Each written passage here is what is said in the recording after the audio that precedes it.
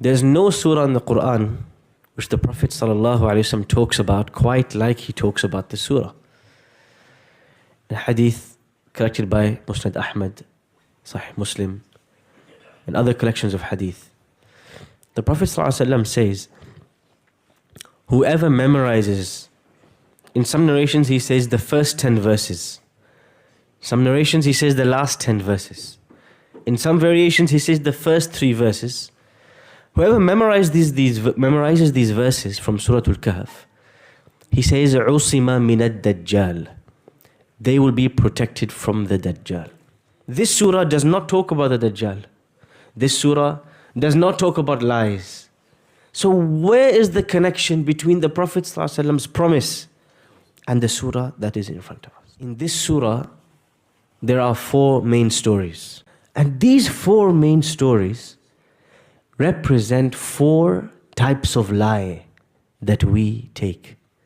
4 types of deception. We get deceived, we get cheated into them. And that's why this surah is about deception. How to not be cheated. How to not be deceived. What are these 4 deceptions? The first is the deception of the crowd. When a large number of people are doing something, you think, let me just follow them. That is the story of the young men and the cave. They were not deceived by the majority. They were not cheated. They did not accept a lie because everybody believed it. Number 1, of money. And thinking that this money is from you and this money is going to be good and these material things I buy, this is going to give me happiness. This is a lie. The third is the deception of knowledge. The story of Musa and Khidr. When we learn something, we think that now we have become righteous.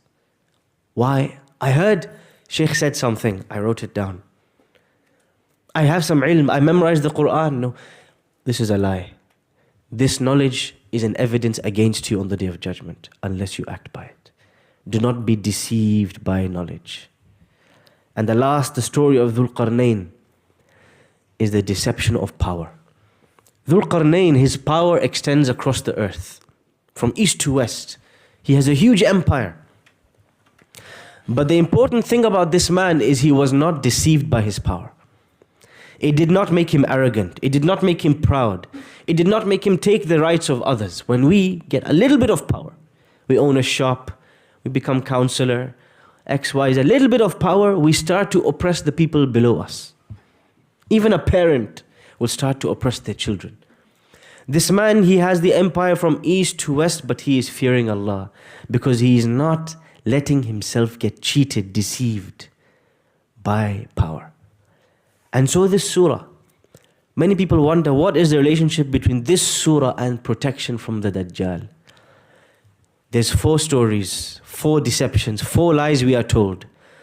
The deception of the blind majority, the deception of money, the deception of knowledge, the deception of power.